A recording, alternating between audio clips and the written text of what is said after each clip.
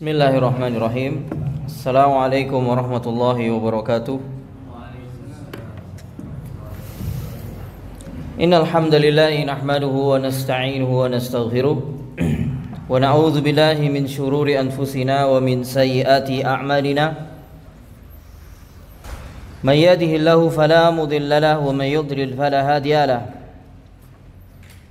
Asyhadu an la ilaha illallah wahdahu la syarika lah wa asyhadu anna Muhammadan abduhu wa rasuluh. Ya ayyuhalladzina amanu taqullaha haqqa tuqatih wa la tamutunna illa wa antum muslimun. Ya ayyuhan nas ittaqu rabbakumul ladzi khalaqakum min nafsin wahidah wa khalaqa minha zawjaha wa bassa minhuma rijalan katsiran wa nisaa'a wattaqullaha alladzi tasaaluna bihi wal arham. Innallaha kana 'alaikum raqiba. Ya ayyuhalladzina amanu taqullaha wa qulu qawlan sadida yuslih lakum a'malakum wa yaghfir lakum dhunubakum. Wa may yuti'illaha wa rasulahu faqad faza fawzan 'azima. Amma ba'd. Fa inna asqal hadits kitabullah wa khairal hadi hadi Muhammadin sallallahu alaihi wasallam wa syarrul umuri muhdatsatuha wa kullu muhdatsatin bid'ah wa kullu bid'atin dhalalah wa kullu dhalalatin finnar. Sekarang bab baru, bab yang ke-18.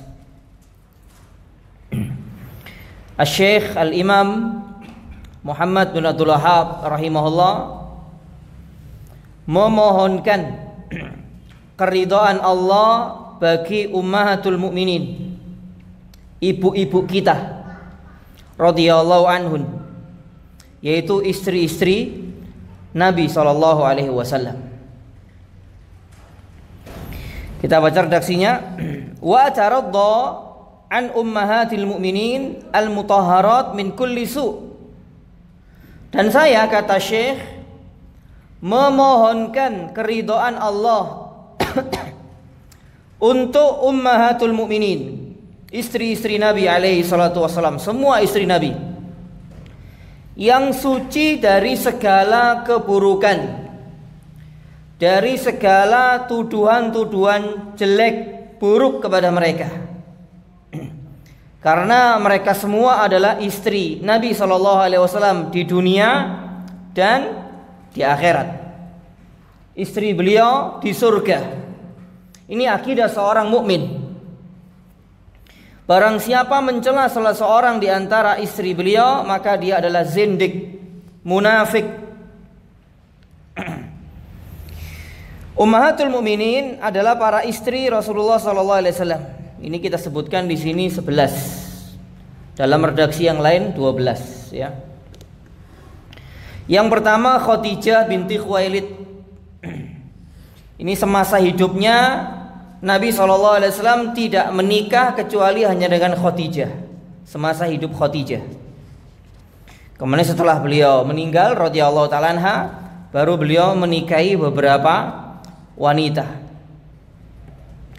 Kemudian Saudah binti Zam'ah. Kemudian Aisyah binti Abi Bakar. Ini satu-satunya istri Nabi SAW yang tidak pernah menikah dengan laki-laki yang lain. Aisyah, hanya satu-satunya Aisyah radhiyallahu ta'ala anha. Kemudian Hafsah binti Umar bin Al-Khattab. Jadi Abu Bakar dan Umar ini mertua Nabi sallallahu alaihi wasallam. Kemudian Zainab binti Khuzaimah. Kemudian Ummu Salamah, Hindun binti Umayyah. Ini suami atau istrinya Abu Salamah. Setelah Abu Salamah meninggal, kemudian Ummu Salamah dipinang oleh Nabi alaihi salatu wasallam. Kemudian Zainab binti Jahsy, Juwairiyah binti Al-Harith. Kemudian Ummu Habibah, ini anak kandungnya Abu Sufyan, salah satu tokoh Quraisy yang di awal-awal diutusnya Nabi SAW begitu keras memusuhi beliau. Tapi pada akhirnya Abu Sufyan ini masuk Islam dan baik keislamannya sampai meninggal dunia.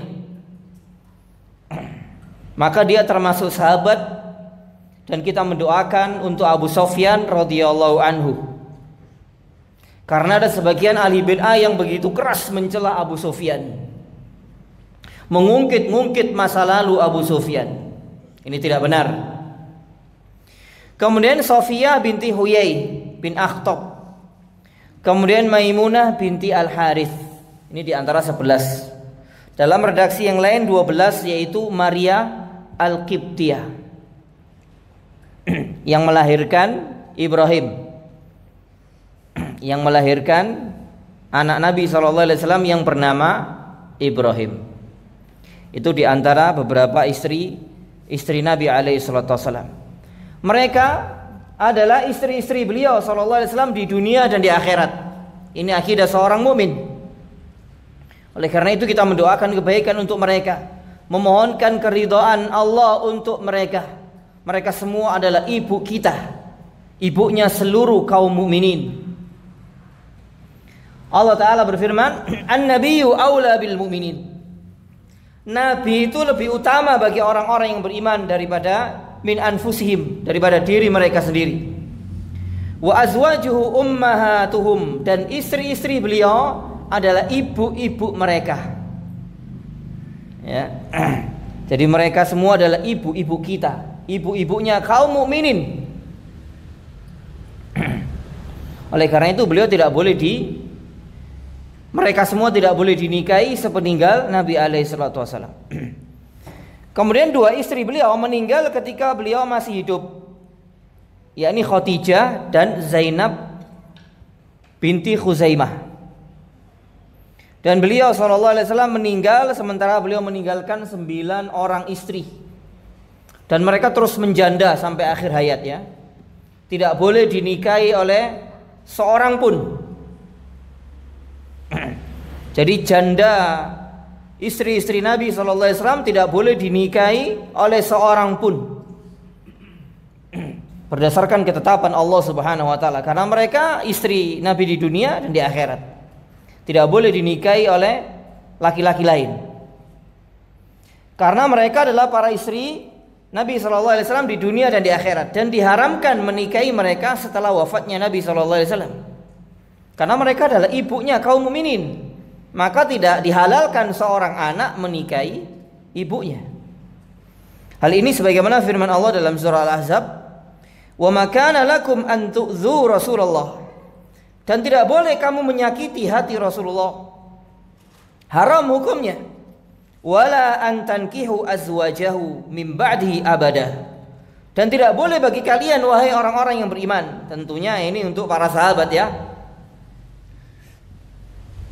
Dan juga semua manusia tidak boleh menikahi istri-istri beliau setelah beliau wafat selama-lamanya. Inna dzalikum kana indallahi 'azima. Sesungguhnya perbuatan yang demikian itu, menikahi istri Nabi setelah Nabi wafat, itu merupakan dosa yang sangat besar di sisi Allah. Oleh karena itu mereka menjanda semua sampai mereka meninggal dunia. Ummahatul Mukminin.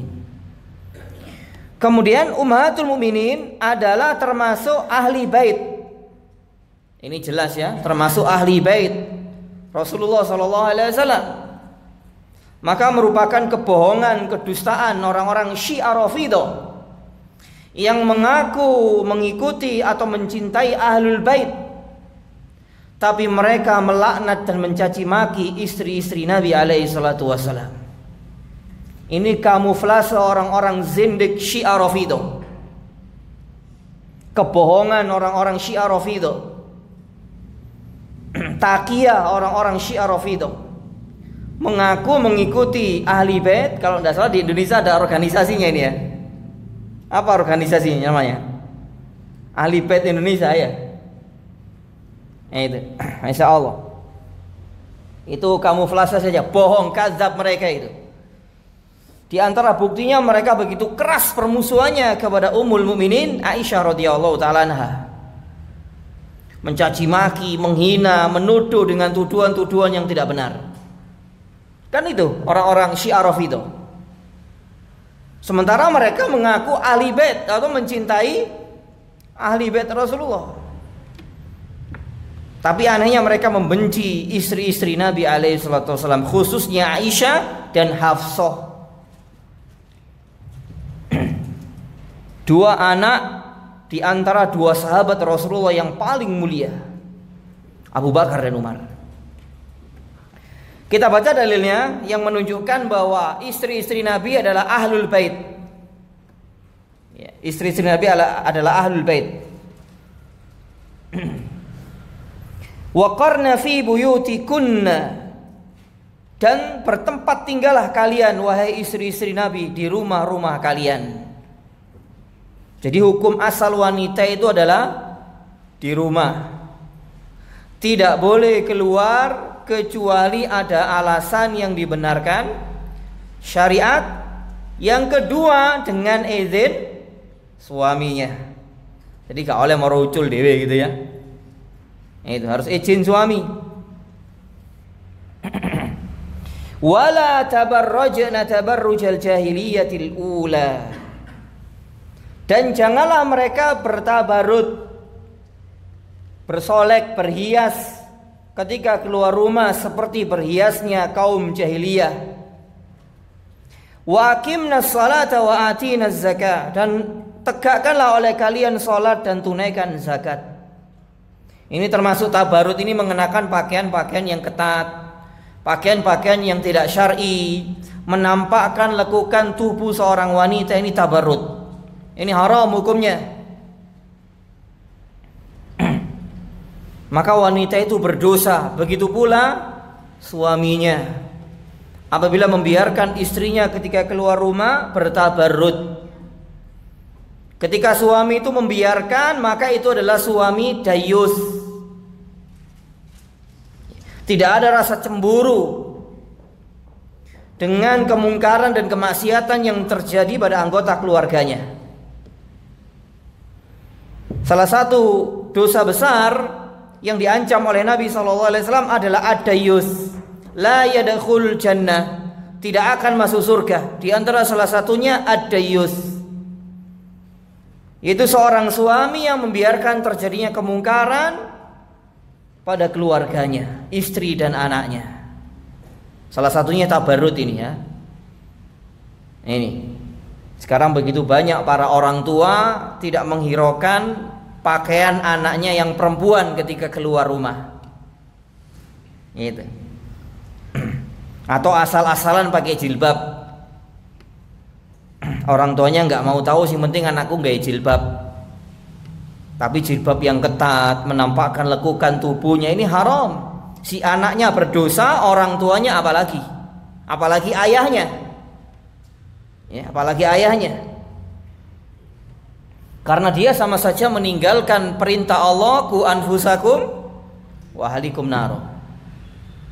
Ini. Karena seorang suami adalah pemimpin bagi istri dan anaknya. Dia tidak boleh tinggal diam. Sampai Syekh Abdurrahman As-Sa'di dalam kitabnya, kitab tafsirnya Taisir Karimir Rahman, ketika menafsirkan ku anfusakum,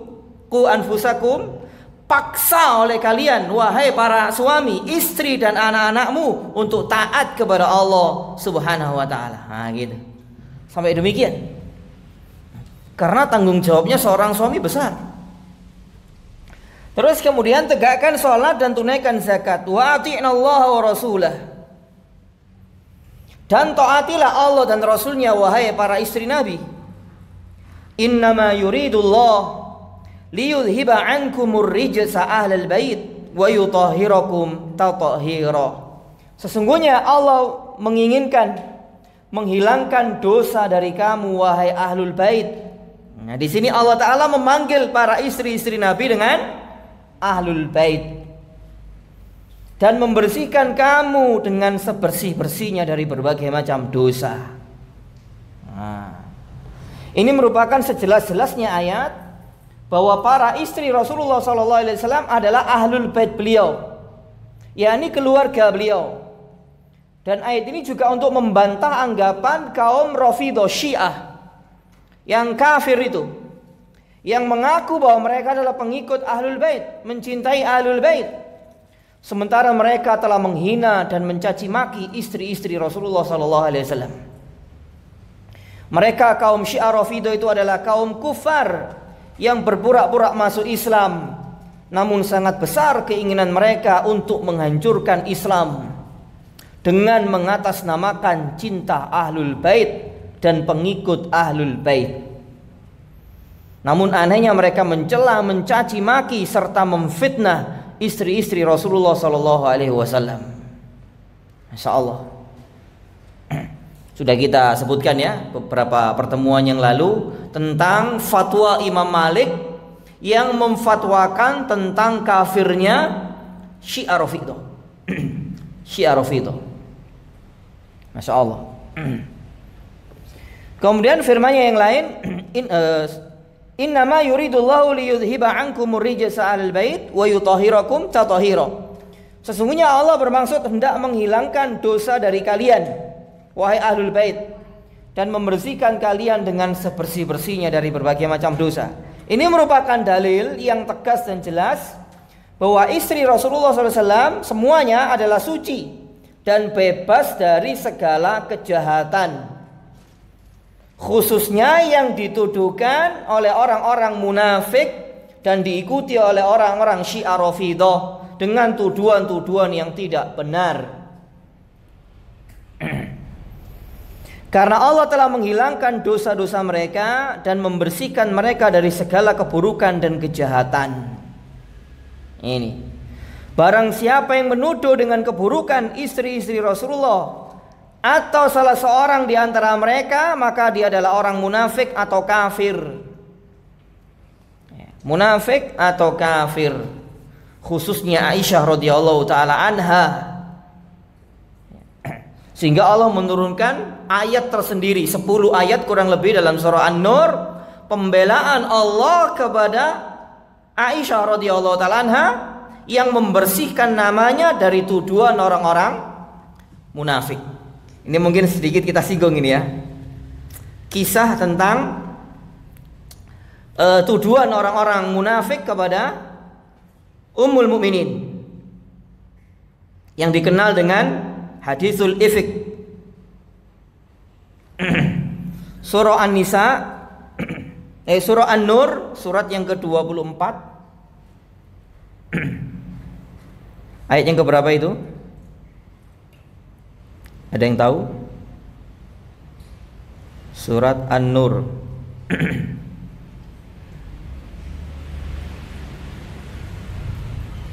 Ayat 11. Ini sedikit kita singgung ini. Karena banyak faedah yang bisa kita ambil dari kisah Aisyah ini. Tuduhan yang dilontarkan kepada beliau radhiyallahu taala anha. Innal ladzina ja'u bil ifki. Sesungguhnya orang-orang yang mereka membawa berita bohong. Maksudnya siapa di sini? Yang membawa berita bohong itu siapa? Munafik.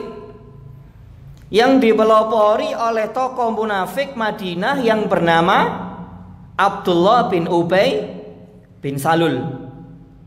Ya, ini gembongnya munafik ini ya. Gembongnya. Masya Allah.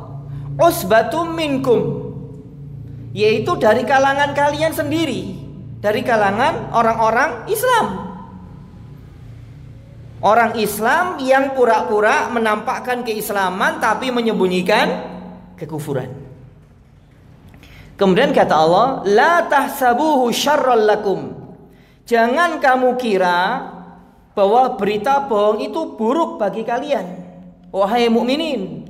Bal huwa khairul lakum, bahkan itu baik bagi kalian. Ya. Meskipun orang yang difitnah itu mengalami kesedihan, tapi ada hikmah yang sangat besar di sini. Kata Allah, bal huwa khairul lakum, itu lebih baik bagi kalian, bagi orang yang terfitnah, tertuduh. Bahkan ini juga menyangkut keluarga Nabi SAW, menyangkut Abu Bakar, menyangkut Nabi SAW. Likulli imri'in minhum maktasaba minal itsmi. Tiap-tiap seseorang dari mereka yang menyebarkan berita bohong itu akan mendapatkan balasan dari dosa yang mereka kerjakan. Masya Allah. Jadi di sini kita bisa mengambil faedah yang besar. Salah satu tanda di antara tanda-tanda orang munafik itu suka menyebarkan berita hoax di tengah-tengah manusia. Padahal orang yang menyebarkan berita itu dari kalangan orang-orang munafik tidak tahu persis kejadian yang sebenarnya, hanya praduga dan prasangka. Model-model ini banyak nggak ini sekarang? Masya Allah. Walladzi tawalla kibrahu minhum lahu azabun azim. Dan siapa di antara mereka yang mengambil bagian yang terbesar, ini Abdullah bin Ubay bin Salul ini, dalam penyiaran berita bohong itu, baginya azab yang pedih. Berat ini ya. Berat. Apalagi yang dituduh ini bukan wanita sembarangan ini, wanita yang sangat mulia, istri seorang Rasul yang mulia. Terus kemudian setelah itu Allah Ta'ala mengingatkan kaum mukminin. Ini, kalau ada berita buruk tentang orang mukmin yang nampak baik agamanya, itu jangan terburu-buru kita untuk membenarkan berita itu.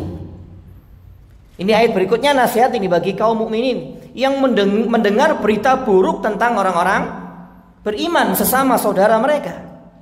Laula iz sami'tumuhu dhannal mu'minuna wal mu'minatu bi anfusihim khaira. Mengapa di waktu kamu mendengar berita bohong itu, wahai orang-orang yang beriman? Orang-orang mukmin dan mukminah itu tidak berprasangka baik kepada diri mereka sendiri. Maksudnya tidak berprasangka baik kepada saudaranya yang tertuduh. Nah ini ya. Wa qalu hadza ifkum mubin.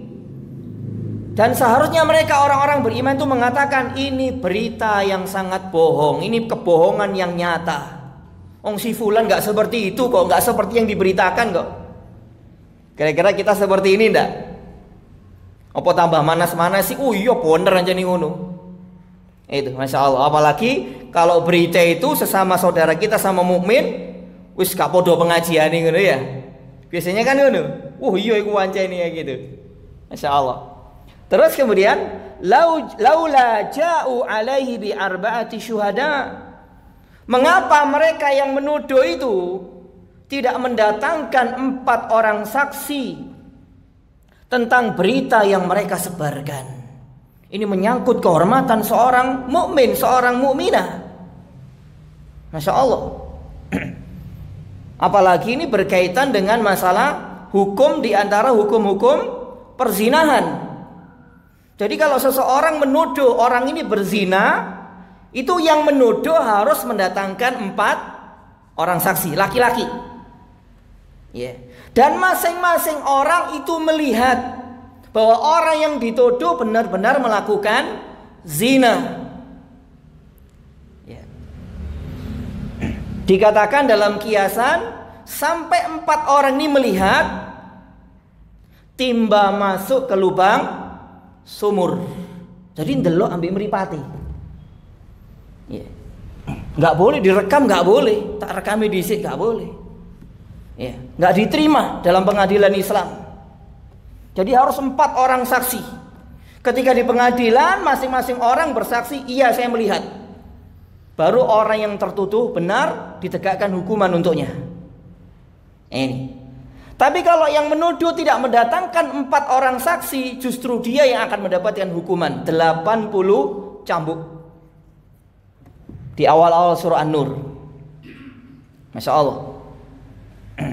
Terus kemudian, fa in lam ya'tu bisyuhada, maka ketika mereka tidak mendatangkan 4 orang saksi itu, fa ulaika indallahi humul kadzibun, maka mereka itulah orang-orang pendusta di sisi Allah. Jadi dalam Islam ini perkara tuduh menuduh ini bukan perkara yang ringan, tapi perkara yang besar di sisi Allah. Apalagi menyangkut kehormatan seorang mukmin. Berat ini ya. Berat. Orang menuduh wajib mendatangkan bukti. Nah ini. Sekarang kan ini banyak ini tuduhan-tuduhan tanpa ada dasar, tanpa ada bukti sama sekali. Masya Allah. Padahal itu di antara tanda-tanda kemunafikan dalam diri seseorang. Terus kemudian, walaula fadlullahi alaikum wa rahmatuhu fid dunya wal akhirah. Sekiranya bukan karena karunia Allah dan rahmatnya kepada kalian di dunia dan di akhirat, lamassakum fima afattum fihi azabun azim. Niscaya kamu ditimpa azab yang besar karena pembicaraan kamu tentang berita bohong itu. Dan Allah banyak memaafkan kaum mukminin. Karena saat itu sebagian kaum mukminin juga ada yang membenarkan berita itu. Salah satunya adalah Mistah. Mistah ini seorang fakir dari kalangan muhajirin yang nafkahnya menjadi tanggung jawab Abu Bakar. Sampai Abu Bakar bersumpah, aku tidak akan memberikan nafkah kepada kamu lagi. Ini wajar ya, muncul sifat manusianya Abu Bakar. Mangkel anaknya difitnah. Kemudian Allah menurunkan surat juga dalam Al-Quran menegur perbuatan Abu Bakar. Masya Allah. Kemudian beliau mencabut perkataannya kembali. Jadi sampai orang-orang yang sebenarnya nggak tahu tentang berita itu karena sudah menyebar di tengah-tengah manusia, akhirnya nggak tahu apa-apa, ikut-ikut menyebarkan. Masya Allah. Disebabkan berita bohong yang disebarkan oleh orang munafik. Ini Masya Allah. Kemudian kata Allah di sini ayat yang ke-15-nya, "Idz talaqawnahu bi alsinatikum wa taquluna bi afwahikum ma laysa lakum bi ilmun." Wah, ini juga nasihat yang besar ini ya. Ingatlah di waktu kamu menerima berita bohong itu dari mulut ke mulut. Dan kamu katakan dengan mulutmu, kamu sebarkan dengan mulutmu apa yang tidak kamu ketahui sedikit pun juga dari berita itu. Karena memang berita itu kan cepet dari mulut ke mulut, apalagi ada media sosial itu cepet sudah. Share sana, share sini, padahal kita nggak tahu berita itu sebenarnya seperti apa, nggak tahu. Oh, ini saya dapat share ini, share lagi sana. Saya dapat sharean dari orang, saya share ke sana. Tentang berita seorang mukmin. Share sana, share sini. Masya Allah. Padahal kita nggak tahu hakikatnya seperti apa, beritanya nggak tahu. Kita hanya menyebarkan saja. Tanpa ada pengetahuan sedikit pun tentang berita itu. Terus kemudian watahsabunahu hayyina. Ini kebanyakan kita ini. Dan kamu menganggap menyebarkan berita itu sesuatu yang ringan. Biasa-biasa saja kita. Apalagi menyangkut kehormatan seorang muslim. Wa huwa indallahi azim. Padahal itu, perbuatan itu di sisi Allah sangat besar. Besar tanggung jawabnya menuduh seseorang tanpa adanya bukti. Berat. Tapi orang yang menyebarkan wenteng aja. Ya, mulutnya kan wenteng nyebar. Oh iya ancene ngono, apalagi pakai ini. Pakai jari sekarang ya. Jari sama mulut. Masya Allah. Terus kemudian kata Allah, walaula idh sami'tumuhu qultum ma yakunu lana an natakallama bihadza. Mengapa kalian tidak berkata, wahai orang-orang beriman, ketika menyebar berita bohong itu? Di waktu mendengar berita bohong itu, kamu tidak mengatakan, sekali-kali tidak pantas bagi kami mengatakan ini. Yang saya tahu si fulana enggak gitu. Nah, itu. Subhanaka hadza buhtanun azim. Maha suci Engkau ya Allah, ini adalah kedustaan yang besar. Seharusnya begini ucapan kita. Seharusnya begini. Terus kemudian ya'idzukumullahu an ta'udu limithlihi abada in kuntum mu'minin. Allah memberikan nasihat kepada kamu wahai orang-orang beriman agar jangan kembali berbuat seperti itu selama-lamanya. Jadi kalau mendengar berita tentang kaum muslimin, tentang kaum mukminin, jangan dipercaya dulu. Jika kamu orang-orang yang beriman. Masya Allah. Apalagi kita hidup di zaman yang begitu merebak fitnah. Yubayyinullahu lakumul ayat. Demikian itulah Allah Ta'ala menerangkan ayat-ayatnya. Wallahu alimun hakim. Dan Allah maha mengetahui lagi maha bijaksana. Kemudian Innal ladzina yuhibbuna an tashi'al fahisyah. Sesungguhnya orang-orang yang sangat senang bahwasanya berita itu tersebar fil ladzina amanu, di tengah-tengah orang-orang yang beriman. Lihat. Jadi salah satu tanda juga di antara tanda orang-orang munafik itu senang, gembira mereka menyebarkan kebohongan atas nama seorang mukmin atau mukminah, mereka sebarkan di tengah-tengah kaum mukminin. Senang mereka itu. Merusak kehormatan orang lain, begitu senang mereka. Allah di sini mengatakan yuhibbun. Senang mereka menyebarkan berita bohong di tengah-tengah kaum mukminin tentang saudara kaum mukminin mereka yang lain. Senang. Kemudian kata Allah, lahum azabun alimun fid dunya wal akhirah. Bagi mereka orang-orang yang suka menyebarkan berita bohong itu siksa yang pedih di dunia dan di akhirat. Wallahu ya'lamu wa antum la ta'lamun. Dan Allah tahu sementara kamu tidak tahu. Allahu Akbar. Kayak gini nih nasihatnya. Jadi perkara tuduh menuduh ini bukan perkara kecil, bukan perkara ringan, karena menyangkut kehormatan seorang mukmin, seorang muslim. Termasuk tahdir-tahdir serampangan itu ya. Nggak tahu hakikatnya asal usulnya. Masya Allah, hanya sembarangan menyebarkan kebohongan atas nama orang. Masya Allah. Padahal nggak tahu. Sudah nggak tahu, terus kemudian dangkal ilmu agamanya sudah. Masya Allah. Sudah menyebarkan kebohongan atas nama orang kayak gini dosanya. Ya. Terus kemudian dangkal ilmunya, yang menunjukkan seseorang yang dangkal ilmunya ketika dia berani berbicara tentang agama, menunjukkan dia berbicara dengan tanpa ilmu. Sudah berapa dosanya yang akan didapatkan ini?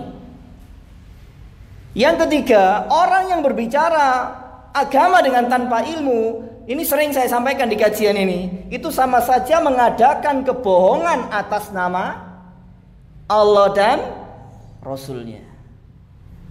Berat loh ancamannya. Nabi saja seandainya Nabi tidak amanah dalam menyampaikan wahyu yang Allah wahyukan kepada beliau, Allah akan potong tali urat jantungnya. Ini sebagaimana yang Allah Subhanahu wa taala kabarkan di dalam firman-Nya surah apa itu? Al-Haqqah ya, ya Al-Haqqah. Al-Haqqah. Lihat di surah Al-Haqqah ayat 44. Walau taqawwala alaina ba'dul aqawil.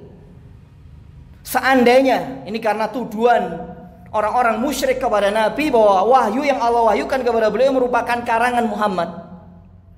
Di sini Allah Ta'ala ingin menegaskan bahwa apa yang disampaikan oleh Muhammad itu bukan karangan Muhammad, tapi wahyu Allah.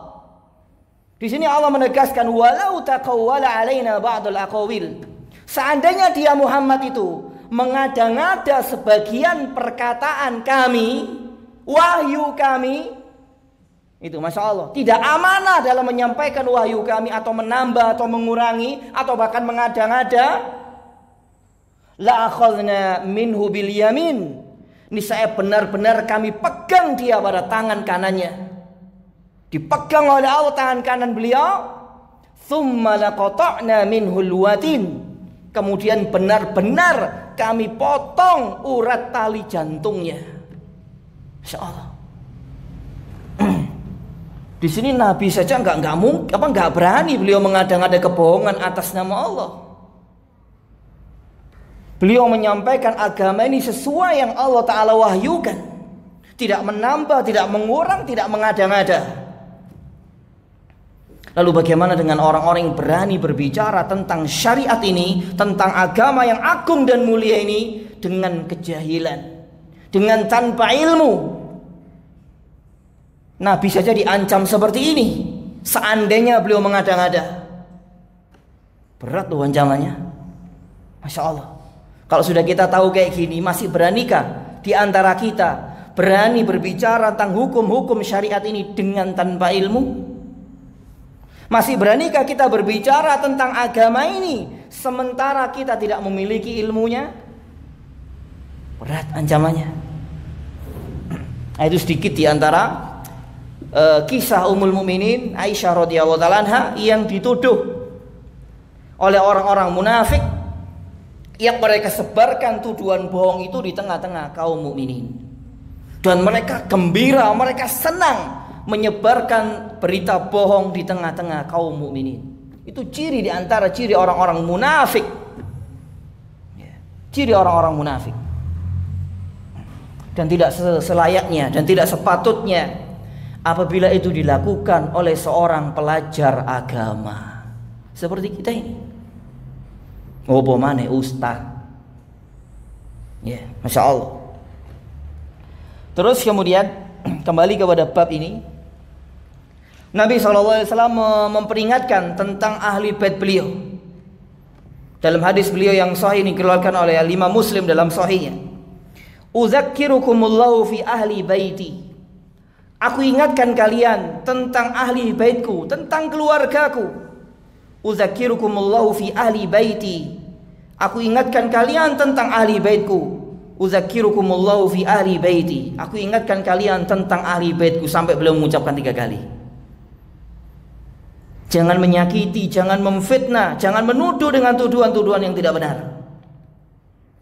Oleh karena itu Ahlus Sunnah al-Firqah an-Najiyah mencintai ahlul bait Rasulullah SAW, memohonkan keridhaan Allah untuk mereka karena Allah telah ridho dengan mereka, dan tidak ada yang membenci, menghina atau memfitnah mereka melainkan orang munafik atau orang kafir. Nah, ini ya. Itu bab yang ke-18. Singkat ya, ringkas, pendek. Sekarang bab yang ke-19. Ini juga agak seru ini, karena banyak kaum muslimin salah dalam bab ini. Apa yang dimaksud karomah, apa yang dimaksud wali. Ini banyak yang menyimpang dan sesat dalam bab ini. Kaum muslimin termasuk di negeri kita ini. Sampai orang-orang gila dianggap wali, ya gak? Apa mana ceramah agama ano lho ya? Baru-baru ini yang dikatakan wali apa? Majzub ya, bener gak? Wali majzub. Kejeduk apa majzub? Nah, itu. Terus dikasih tampil ngomong agama lagi, orang gila. La haula wala quwata illa billah. Ini ajaran siapa kayak gini? Masya Allah. Yang namanya wali wongnya waras gitu loh ya. Duduk wong sing kayak gitu itu rada kongslet suruh ceramah agama. Berarti kewabe kongslet itu ya. Gitu ya, Masya Allah. Ini marah di negeri kita ini, orang-orang gila dianggap wali itu. Bahkan di salah satu kota itu ada itu ya, di Jawa Timur ini. Kemana-mana dia gak pakai baju, nang dindi beluk. Ya, itu dirobongi wong itu, semua cari tabaruk. Dianggap ini wali ini. Itu. Masya Allah. Kalau nggak cium tangan kualah, orang gila. Masya Allah. Iku di YouTube iku rame ya, ya. Masya Allah. Masya Allah. Nauzubillah min dzalik. Kita banyak dibohongi oleh para penyesat ya. Ya apa lagi kategori para penyesat kayak gitu. Yang dimaksud wali itu alladzina amanu wa kanu yattaqun, orang-orang beriman dan mereka orang-orang yang bertakwa. Iki wali. Ya. Istiqomah di atas Al-Qur'an dan Sunnah iku wali. Adapun karomah, kejadian luar biasa di luar kemampuan manusia. Mungkin bisa mumbul terbang. Kita lihat dulu bagaimana dia sesuai dengan Quran dan Sunnah. Kita tahu dalam kehidupan sehari-harinya begitu istiqomahnya dia di atas Al-Quran dan Sunnah. Kemudian Allah Ta'ala memberikan karomah, iso terbang misalkan. Wali Allah itu. Karomah wali Allah. Nah itu. Kalau dia kehidupannya banyak menyalahi aturan Allah, bergelimang dengan syirik, bid'ah, terus kemudian iso terbang, berarti itu wali setan. Jangan ragu wis. Ngono wis dianggap wali mek wong awam, iku wali rek iso mumbuli. Kayak itu, masya Allah. Ya mungkin adzan dulu.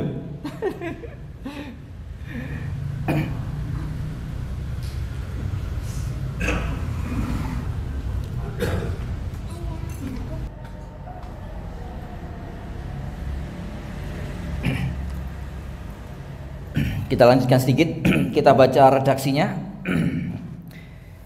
Bab 19, Syekh Muhammad bin Abdul Wahhab rahimahullah menetapkan adanya karomah para wali.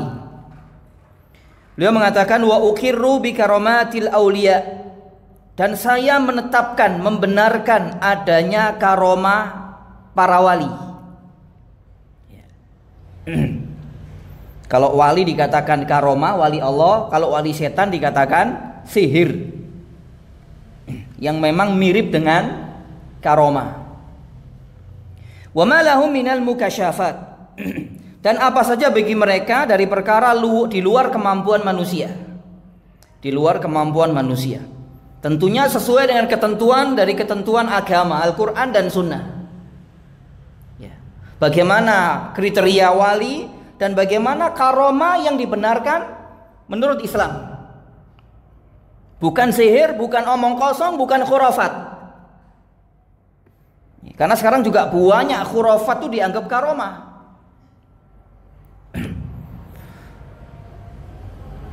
Nanti bisa dilihat di YouTube ya. Ditulis aja, ketik dongengan para wali. Akan banyak keluar nanti ya. Ono sing mi'raj sampai 70 kali, Isra Mi'raj 70 kali. Ada di antara wali yang pernah masuk surga. Jadi dongeng-dongeng gak masuk akal. Ya. Terus ono mana fana 40 hari. Ketika dia tasyahud, misalkan sholat Isya tasyahud, 40 hari kemudian baru sadar. Ono isi kayak ngono iku. Pengikutnya jutaan manusia loh. Cuman gak tersebut jenenge ya. Lain. Gitu. Mungkin ero lah sebagian jamaah ya. Go tua brusok ngomongnya. Ngibul. Tapi itu bagi orang-orang awam, oh ini ulama ini, tokoh. Padahal dia orang bodoh. Ruwai gitu. Masya Allah. Jadi 40 hari baru salam. Ya, lihat dia lah 5 menit aja sholat Maria, 10 menit. Mario salam boleh, itu gak 40 hari kayak salam, kayak sadar. Itu, saking nikmati sholat jari ini. Itu namanya fana, ini karomah wali. Sing ngono wong awam iki wae sing percaya. Masya Allah. Dan mereka mengatakan gak boleh pakai akal-akal kalau pakai karomah wali. Kita harus mempercayai. Tapi anehnya mereka, gilanya mereka, kalau tentang sifat-sifat Allah harus mereka pakai akal. Mereka gak iman Allah istiwa di atas arsy. Mereka gak iman Allah turun ke langit dunia. Karena menurut akal-akal mereka yang rusak dan goncang, ini gak sesuai dengan akal. Tapi kalau karomah para wali, sing itu menurut mereka, keyakinan mereka yang itu merupakan khurafat menurut syariat, orang awam dipaksa untuk mengimaninya, untuk mempercayainya. Masya Allah. Kan ini kegilaan kayak gini. Tentang sifat-sifat Allah mereka masukkan akal ke dalamnya, tapi tentang khurafat gak boleh pakai akal-akalan. Masya Allah. Ya apa kayak gini? Kan penipu kayak gini. Man ghasyana falaysa minna. Barang siapa menipu, maka dia bukan termasuk golonganku, kata Nabi alaihi salatu wassalam. Masya Allah. Terus kemudian illa annahum la yastahiquna min haqqillahi ta'ala. Ini juga penting ini ya. Meskipun demikian, mereka para wali ini wali sing beneran loh ya, wali sing bener. Sesuai kriteria Al-Qur'an dan Sunnah. Mereka tidak mendapatkan hak sedikit pun dari hak Allah Ta'ala. Mereka manusia biasa yang tidak ada hak untuk diibadahi. Nah ini ya. Wala yutrabu minhum ma la yaqdiru alaihi illallah. Dan tidak boleh diminta dari mereka apa-apa yang tidak mampu kecuali hanya Allah. Nanti bagi orang-orang awam kalau kayak gini dianggap wali padahal bukan wali menurut agama. Biasanya apa? Minta berkah. Menyodorkan minum ini tolong dikasih berkah, ditiup minumnya. Dan umat meyakini itu ada keberkahan di dalamnya. Ini jatuh syirik. Bisa syirik kecil, bisa syirik besar. Jatuh syirik besar kalau pelakunya meyakini keberkahan datang dari orang yang dikatakan wali ini. Padahal keberkahan itu datang dari Allah. Sebagaimana sabda Nabi SAW, al-barakatu minallah. Keberkahan itu dari Allah. Rawahul Bukhari. Tapi kalau dia meyakini keberkahan dari Allah, namun menjadikan orang ini yang dikatakan wali ini sebab datangnya keberkahan dari Allah, jatuh syirik kecil. Karena dia telah menjadikan sebab yang tidak ada dalil syar'i untuk dijadikan sebagai sebab datangnya keberkahan dari Allah. Syirik kecil, dosa besar. Kira-kira banyak gak kayak gini nih? Banyak.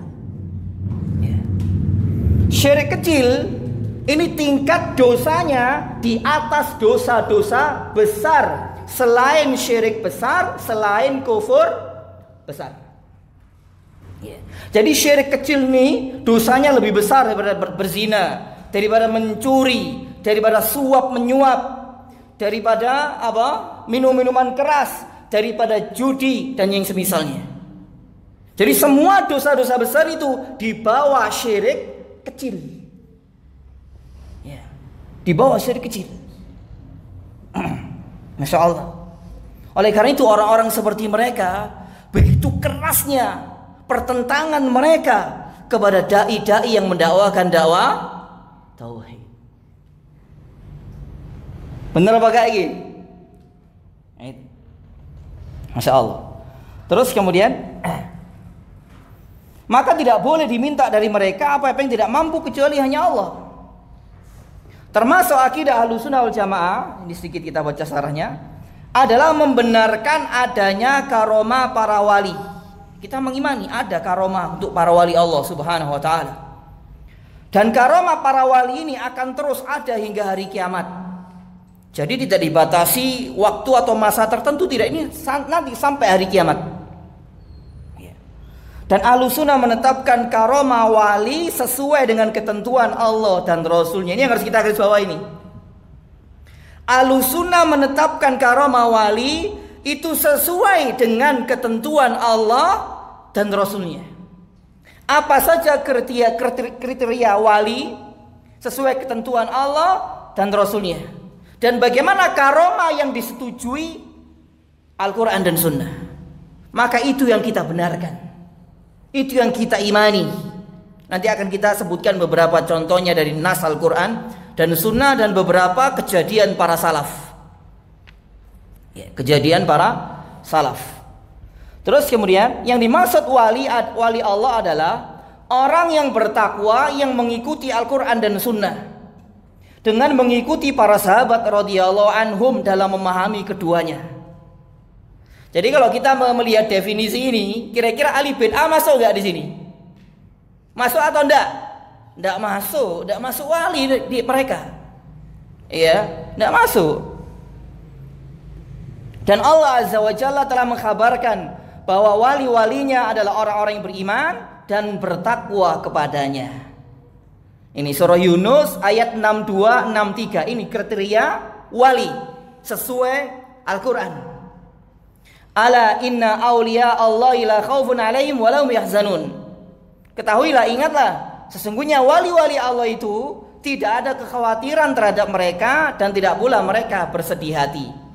Siapa mereka wali Allah? Alladzina amanu wa kanu yattaqun. Orang-orang yang beriman dan mereka bertakwa. Ya, dan mereka bertakwa. Insyaallah taala kita lanjutkan pertemuan yang berikutnya. Khusus pertemuan berikutnya membahas bab 18 terakhir sebelum Ramadan. Wallahu taala alam bisawab. Ya mungkin ini yang bisa kita bahas, kita sampaikan. Kurang lebihnya saya mohon maaf. Semoga bermanfaat, menambah iman, menambah ilmu, dan semoga Allah menjadikan kita semua istiqomah di atas tauhid, di atas Islam, di atas sunnah Nabi SAW dan para sahabatnya. Dan semoga Allah menutup usia kita masing-masing dengan husnul khotimah. Kita akhiri dengan doa kafaratul majlis. Subhanakallahumma wa bihamdika asyhadu an la ilaha illa anta astaghfiruka wa atubu ilaik. Assalamualaikum warahmatullahi wabarakatuh.